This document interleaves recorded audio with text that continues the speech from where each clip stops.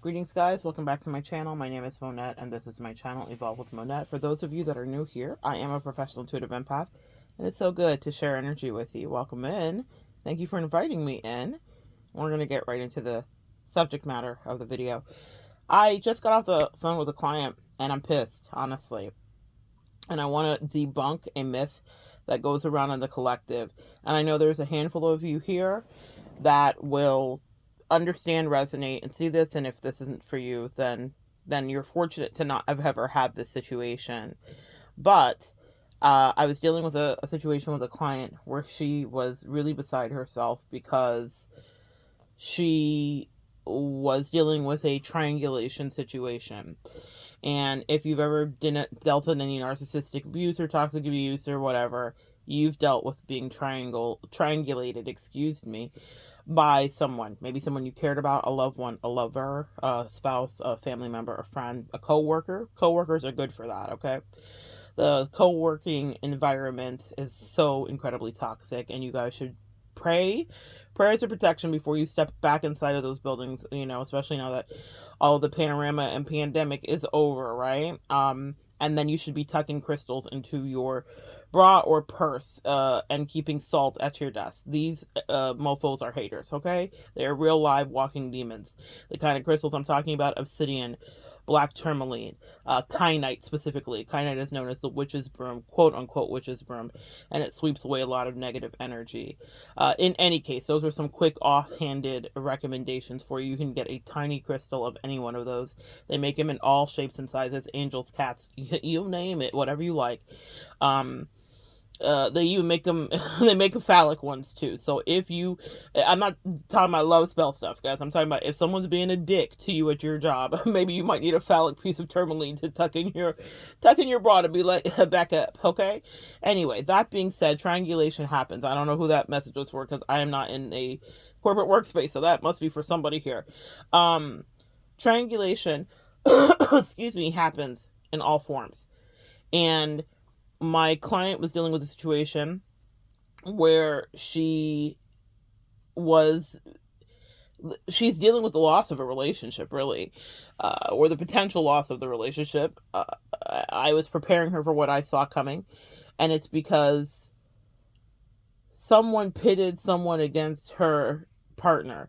So what I mean by this is, how do I make this concise for you guys to understand? She's in a relationship with someone. That person had jealous friends and family around him that didn't like how much attention, I guess, that he was giving her. They were really in a good relationship for a while, falling for each other and all the rest of it, dating for about a year. And he started to really pull into the relationship. You know how that will happen after 6-7 months. You're like, okay, I think this might be something. Like, I can, like, exhale. They're waiting to exhale. So he began to do that, and he had some, yeah, if I had a dime for every time I said it, some mama's boy issues and all the rest of it. And also some friends, some broskies were around, in his case, that were not liking that he was pulling away. So they were sabotaging, and people will sabotage you all the time. You have to be so careful. No one is your friend. And I don't mean to make you paranoid, be like my mother raised me. But you have to really pay attention. We have seasons in our lives with people where we come in and out of that season. In any case, he was pulling into a new season. If you watched my video the other day when I was at the beach and I was talking about dolphins and aggregates, when we move through different places in our life, we are supposed to connect with different groups because we're in a different place, okay? In any case, the situation is as such that he was being triangulated, and then triangulating her, essentially, because the people in his life didn't want to see him go. His mother didn't want to see the disconnect, and his friends, very specifically, the broskies, and it's like, anyway, the broskies really didn't want to see the disconnect, from what I could see and read. And she's like, I'm fighting these invisible forces, and that's what that will feel like. And there's a word for that. It's called being gang stalked, where people might be watching your social media, paying a lot of attention to you, and even if you don't have social media, they are thinking about you. because our energy is very powerful. So you'll feel that as an empath and as an intuitive and sensitive person. And that's what being gang stalked is. It doesn't necessarily mean that someone is just looking up your digital footprint or paying attention to what you put out. That too is possible.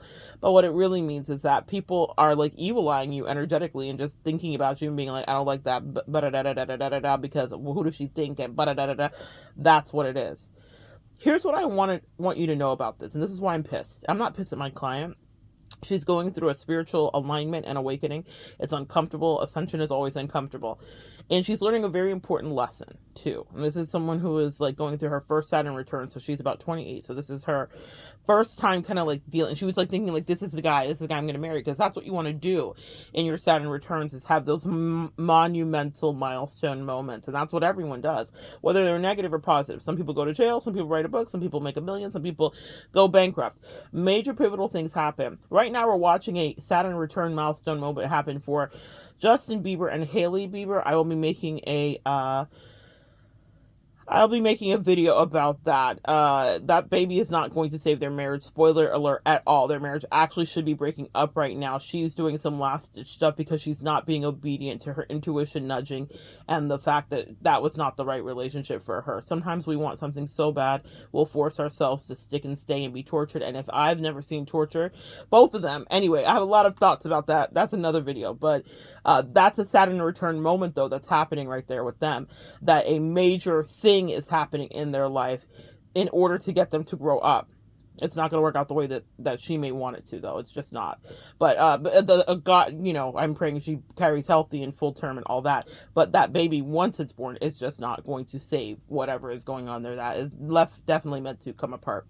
In any case, back to this. The reason that I'm pissed is because this is something that happens to all of us. We all have had some level of this configuration, being pitted against, not believed, having someone that you've never met have very strong opinions, or someone that doesn't know you have incredibly strong opinions, and they can sway someone who you think loves you or who you think is going to choose you and who you think is in your life. And what I want to dispel, because, a lot of tarot, specifically, we could call tarot essentially therapy, because what people do is find tarot a majority, I would love to see the percentages, find tarot after they've been through a heartbreak. And what they're doing is they're listening to all of these readers, and they're trying to figure out what happened in the relationship, because there is usually a communication breakdown inside of the relationship. So they come to tarot and they then start getting addicted to tarot, and they're listening and listening and listening. Now, I love tarot. I read tarot. I listen to tarot. I am fully immersed. I've been loving tarot. I was listening to tarot and reading tarot and reading my horoscopes when I was in corporate America. I was reading people's futures in the bathroom. I'm fully immersed in this. I'm a consumer, but I'm also a contributor. The thing about it is what I consume pivoted once I healed the drama that I went through with my toxic twin. Does that make sense? Like, I wasn't watching love readings all the time. I could care less. I soulmate date, and I still don't watch love readings because I just don't get that invested into whatever is going on in my life regarding that. I trust my intuition, and I actually learned a lesson that all readers should know. Don't pull cards on your significant other, because it never goes how you think it's going to go. Meaning, we are here on this earth plane as students, and so there are some things you won't be privy to. I don't give a damn how psychic you are. In your life, you have to stumble through and figure it out just like everybody else. None of us get the cheat code. I may be fantastic at helping you through your problem, and I may be blindsided by some problems. And never fully blindsided. I want to take that back. The angel said, don't lie on us. The angels will, your spirit team, your angels, ancestors will never let you be fully blindsided. But cards are not going to be giving me clarity. So I don't even pull them on people, because it just gets messy, and you'll just confuse yourself. That's just the best advice I can give. But back to my point here is this. If someone can pull you away, or pull the person that you love away from you, they were not meant to be in your life. And that sounds like some good old mom advice. And it's like, oh, that's easier said than done. My heart's still broken, Monette. You do not want someone that can be pulled away from you. A lot of you guys want spiritual unions, and a lot of you have spiritual things that you need to do in your life, and you want to have someone that is going to have your back. A lot of you, if you are here, have had issues with people not standing up for you, not having a backbone, totem. They're showing me the stingray right now. The stingray has to do, the animal totem of the stingray has to do with a backbone and standing up for oneself. People will be challenged. And if they want your love, they've got to speak up for it. They've got to fight for it, and they've got to protect it. Let me tell you something. When I love someone, when I'm in love with someone, no one can touch them. No one can energetically touch them. I am like a hawk, like paying attention to every single thing that's moving in the periphery, every single shadow that's out of the corner of my eye, spiritually speaking. And if I feel like someone's coming for my love, for the energy of who I love, then that's a fight they don't want to fight. But that's me. And the reason that I'm so ferocious that way is because I was not protected that way, actually, by people that said that they loved me. So I learned the power of that. Love is a shield. And if you are in a situation where someone is allowing someone else to make them milquetoast and weak as y'all, oh, the way I want to cuss on this day, it's Mother's Day. So in honor of my mother who doesn't curse, I'm going to try my best. I'm getting ready right now, guys, to go visit with her and have a beautiful brunch. But what I want you to understand is this. If someone is milquetoast and weak AF, we can say AF, right? On this Sunday. So if someone is milquetoast and they're weak and they have no spine, that's not someone that you want in your life, and that's not going to stand the test of the time. Period. Let me burst your bubble right now. If you have to beg them to stand up for you and stand up to your mom and stand up to your dad and stand up to your broskies and stand up to your besties and stand up to your homies and stand up to your girlfriends and your boyfriends and whatever, I don't know what your dynamic is, stand up to the boss, stand up to the coworker, stand up for standing up's sake. If you got to do all of that, that's not a relationship that's going to stand the test of time. Because let me tell you something, in relationships, you will come upon moments where you can't coach your lover, your friend, your husband, your wife, your partner, your bestie, your coworker, whatever. They are going to be in an organic situation where it's going to be them against whoever is very curious about you or wants to infiltrate the connection with you, and they have spiritual work to do. That's a test for them.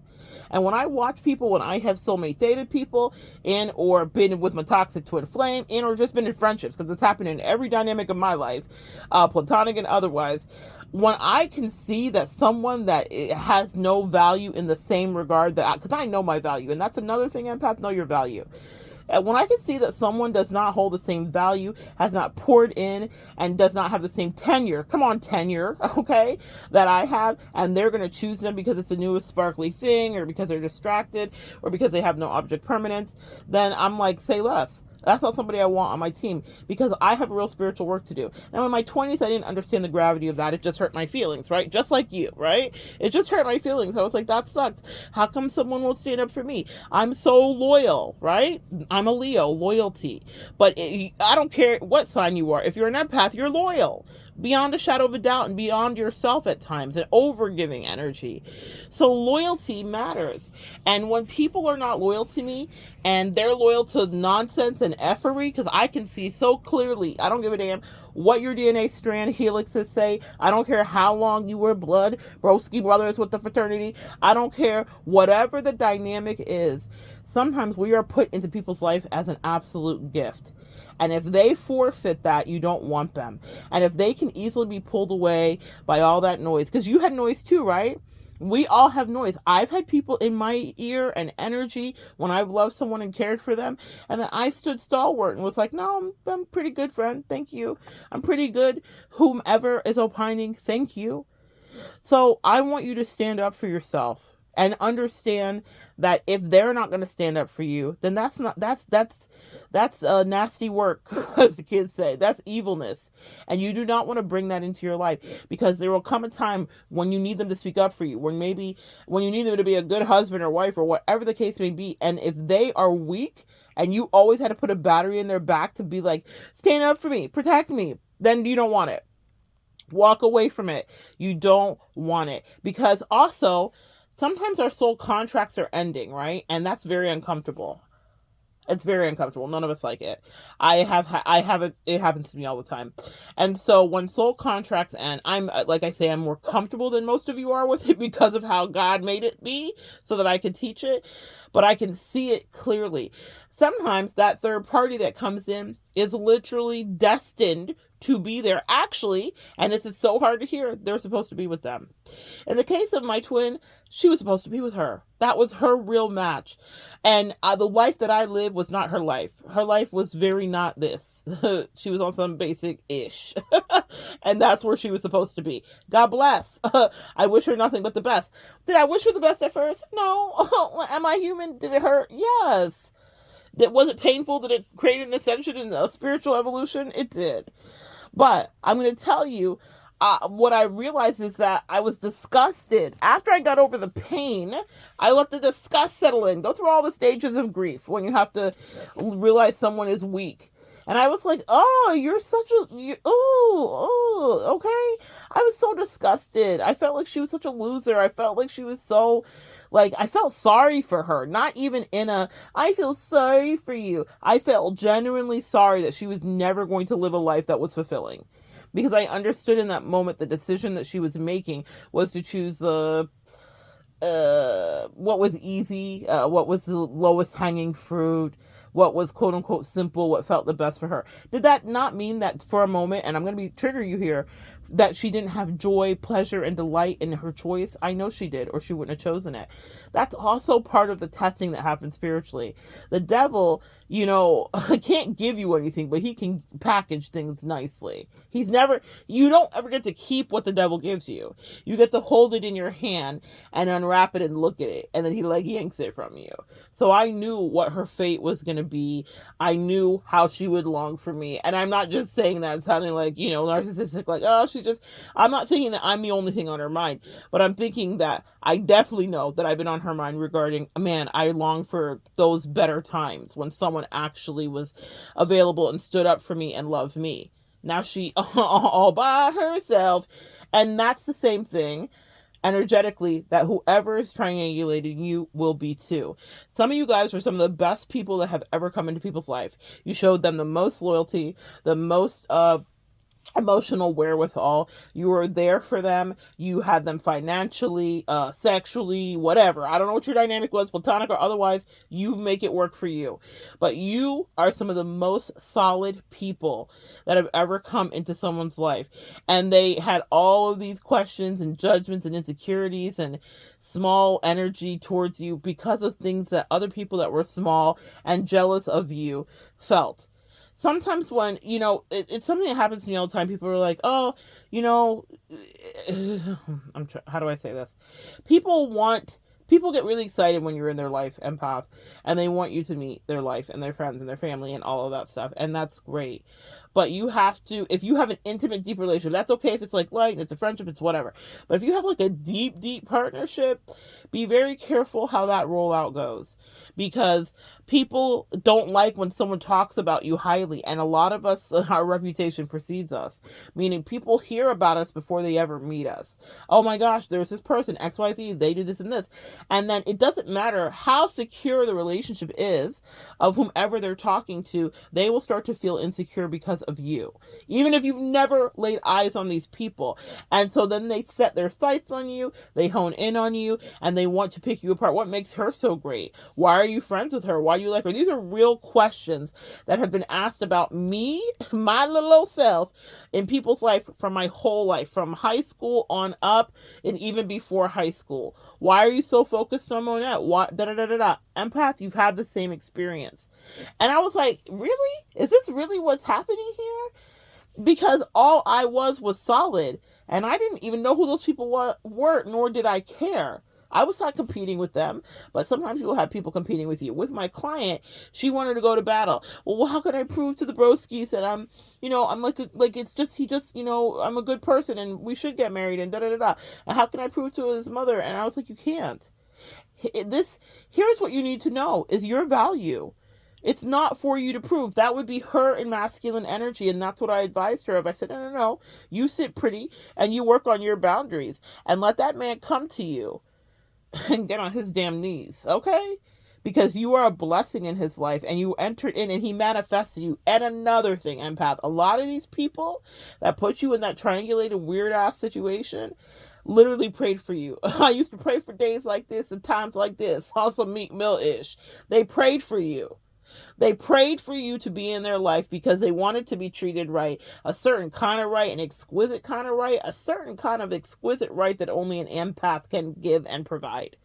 And they wanted that, and then they got earth angels in their life, and then they defecated on you. They treated you like you were a stepping stool, and they were dismissive. And that was their test. Because if you can't stand up for the relationship, then they will always treat you like second best, and you will live looking like Hailey Bieber, like you never get rest. Because she chased. Does that make sense? She proved, and she went out of her way, and she stalked freaking Selena. That's some real karmic narcissistic. She's a karmic if ever there was. They were karmic partners to each other. I'm not saying Justin is innocent. He's not. He's a whole asshole as far as I'm concerned. Sorry, the curse went out the window for him. He's actually, but you know, we have nuances now that we understand about what kind of abuse he may have been dealing with and whatever, y'all. Like he wrote in his song, I'm So Lonely, idiot kid, whatever. A lot of hubris in him. But the point is, there's some nuances, we'll explore it in the video. But Hailey is the typical, she's a karmic. Hailey a whole karmic out here, and now she's upset and like, let me put my marriage back together and glue it back together and stick it together with a baby. And we're all like, no, this should be severing, Hailey. Not for because we say so, but because everybody has eyes to see. That's what happens when you chase somebody and you prove to somebody and you convince somebody that they should love just you. Then what happens is they deplete you. She's drained. She may be a karmic, but does she deserve to be treated that way? No. Do any of us? No. So I don't want you to give your power away. I also don't want you to think that the triangulation is reflexive. Let me explain that. When you get your knee hit at the doctor's office and they're checking for your reflexes, when you get triangulated, we're humans. Like we all have the will to survive.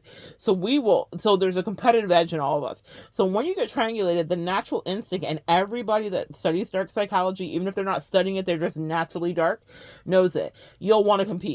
You'll be like, no, let me prove to you why. It's just it's like, it just as soon as your knee gets hit, boom, it pops out energetically. Now you're in the Hunger Games. I'm very alert when someone's triangulating me, and I call people all the time. I'm like, no, I'm not doing this with you. I see what you like. I see what you need. I see like how you want to feed, because what they're doing is being parasitic and feeding off of low vibrational energy of lack. It's a poverty consciousness. That's what triangulation stems from, okay? Y'all, we get down to the nitty and the gritty and the roots of it. So if someone puts you in that Hunger Games poverty consciousness situation, there's not enough resources, I'm the one resource, fight over me, then they're psychologically not well, 1. 2, they're not going to pick you, okay? Because someone else will fight harder or whatever the case may be. I always walk away when I see a party of 3. I'm like, oh, excellent. Perfect. Great. Excellent. I live in full transparency. I highly advise that for you. And I'm telling you, you do not want to win, because you don't ever win what you think you win at the end of that.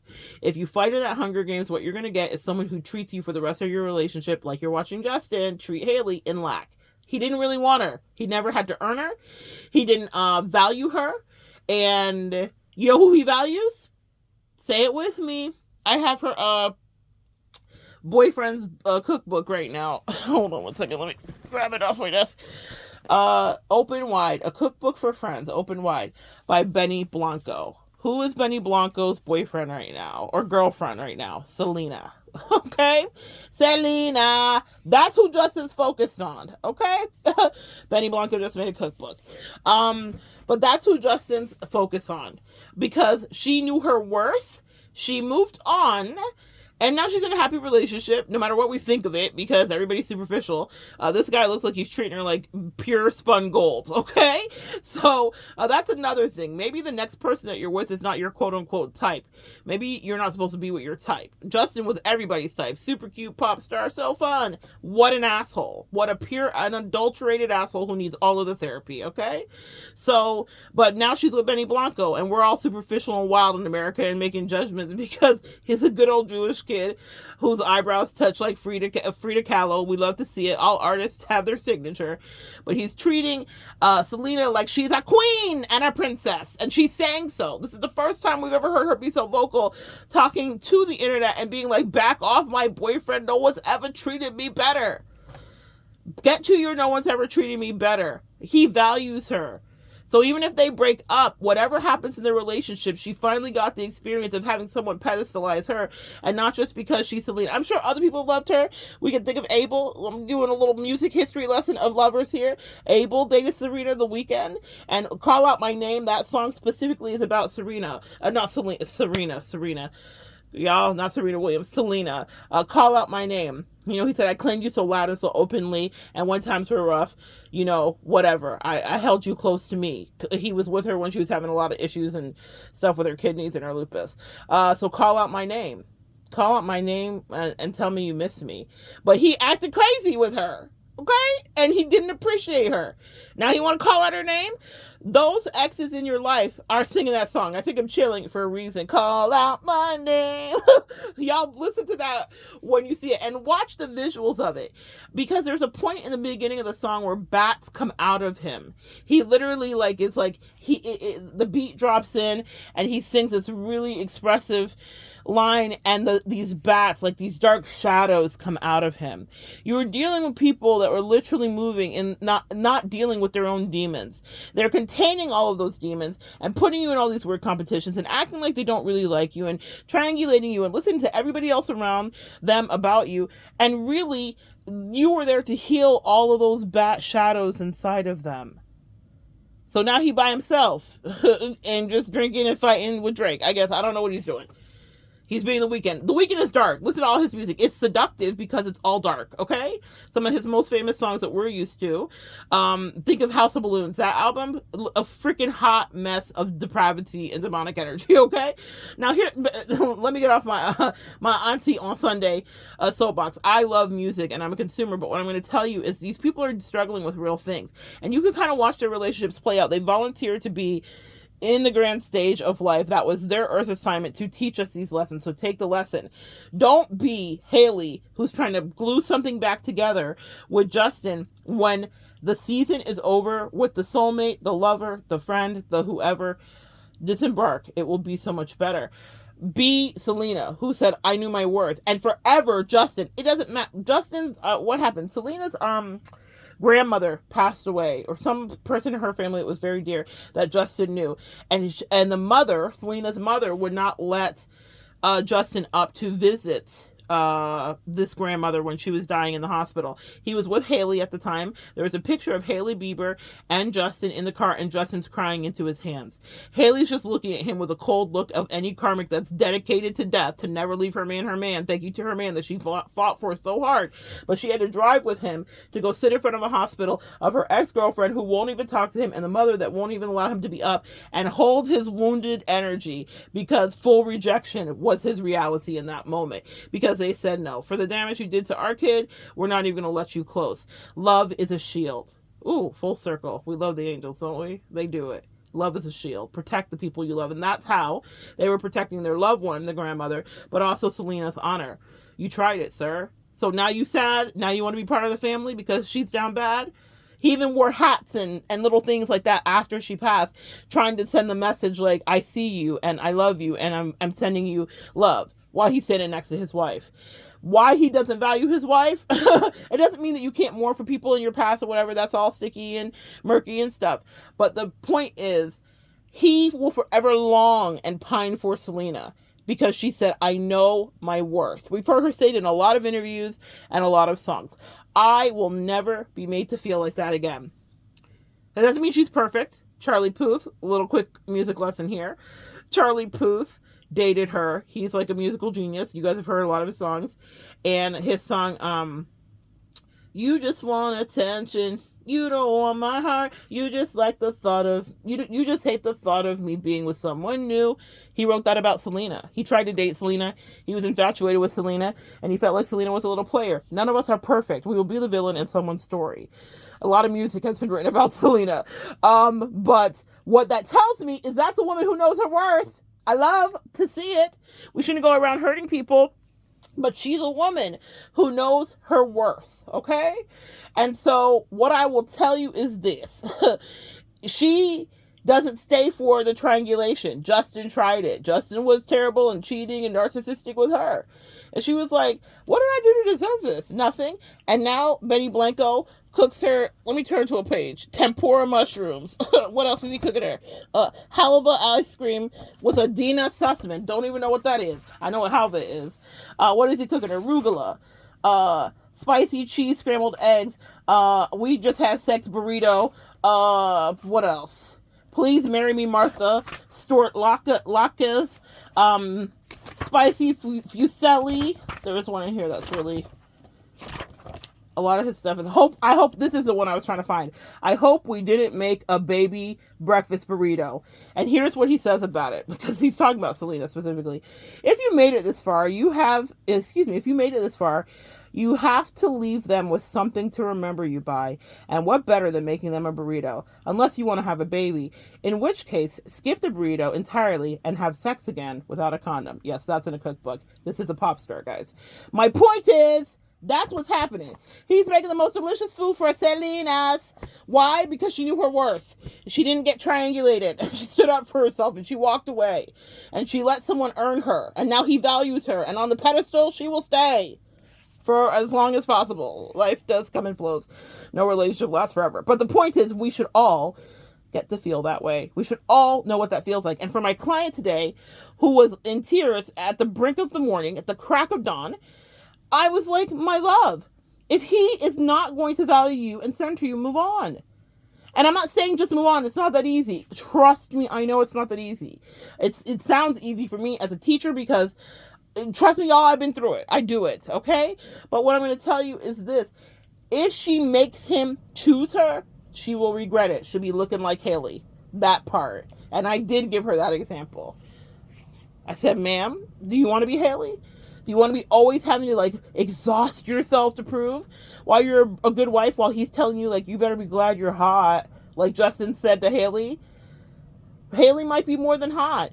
She might be a whole karmic in this relationship with Justin, and for some other man, somewhere down the line, she might be that man's perfect, divine counterpart. We all get a turn on the karmic wheel. And we all play our different parts. But if you let someone triangulate you, and if you let someone not choose you because their people are in their ear, then that's a love that will do nothing but engender fear and despair for you. Walk away, or let them choose whatever they need to do. But if the choice is not easy, then I suggest you choose you. Because sometimes you will be put in that predicament where they don't want to choose. They kind of want you to stay because you are an incredible resource. A supply. Does that sound familiar, empath? A supply of energy. And you're a resource to them. And maybe with the person that they're with, like if specifically in my situation, my twin, I would not sleep with my twin after a certain point in our connection because my spiritual ascension was more important to me. Talking to you as a collective was more important to me. I'm very, very careful with how I share my sexual energy because I know how powerful it is for creation. I know what my sacral can do, what that sacral do. People worry about that mouth do. Empath, you need to worry about what that sacral do because that's the real gag, okay? All puns intended. You are great in bed because your energy is heads and shoulders above other people because you spent a lot of time doing your shadow work and the things you need to. So I pulled away my sacral because I needed it to create so that I could finally get to meet you. And I did. So I said no more. And it wasn't like I was depriving her and we were in a relationship. She was doing a lot of nonsensical things and not wanting to validate, solidify, and make shit concrete. And I don't operate in murky ambiguity. Okay? We're not operating in nebulous ideas. Okay? If it's not concrete and you can't act right, then you don't get this. You could get with this or you could get with that. You could get with this or you could get with that. This is where it was at. You are where it's at, empath. And so I pulled my sexual energy away because I knew the power of it to create and to increase finances and heal hearts and heal childhood traumas and re-enmesh your inner child back with your adult self. I know what I do. I know what that sacral do, but she did not deserve that. And so she found someone of which she could have all of the fun debaucherous sex with. And then she wanted me to stay connected. But because I'm an empath, like a lot of you, and maybe you've been in this situation, I said, absolutely not, because you're not going to drain me to feed her. Even though we're not sleeping together, I still feel the pull of the karmic, the Hailey Bieber, her Hailey Bieber, that was doing anything to prove that she wanted to win the Hunger Games. I said, ma'am, I helped you evolve. And it's not that I'll just make another you, but another soulmate will be dispatched in expeditiously. We're going to be okay, twin. Twin. Don't care where you been. That part. Because I had work to do. Sometimes you will have to forfeit for the greater good. And sometimes the greater good is you, empath. So I said, no, thank you. No, I'm not going to be part of your threesomes and your mesomes and your backflips and all that. She wished. That's what she wanted. Why won't you come sleep with me in my new bed? Because I have work to do spiritually. Sexual energy, I'd be happy to share with you if you were going to be in accord and in a union with me. Empath, listening, you deserve union. You deserve clarity. You deserve lack of ambiguity. You deserve people that are out of their poverty consciousness. If you want to be in a relationship, I don't care what configuration. Y'all hear me talk about my relationship energy and who I am and my sexuality often. And I do that for representation, because when you see someone that might be like you or might not be like you, it expands your mind and it helps you to grow. You don't have to be me. You don't have to adopt what I adopt, and you don't have to understand the monikers of what it is. But understand this. You deserve exactly what you want, sis. Exactly what you want, you deserve. In whatever configuration you've decided you deserve it, in whatever way you've decided you can ingest it, in whatever way you've decided you can show up for it, they need to be showing up for you in the same way. And that does not include, if you're not into it, a party of three. And if it does, then do it with integrity. That part. Okay? So when you notice that someone's choosing their sister, their mama, or their friends over you, and you put in all this work, or you notice that their broskies matter more, or their work, or their colleagues, or so-and-so said this, that's not your person, sis. And if you go run behind them, you will be Hailey Bieber with the cry eyes, trying to patch it together with a baby and lies. God bless that baby, but the lies are lied. Be Selena instead. Be laying in bed, looking oh so divine and feminine, with bedhead, while your man's downstairs whip it in the kitchen with the stir fry. That part. So good sharing energy with you. Come back and join me next time. We'll continue to evolve together.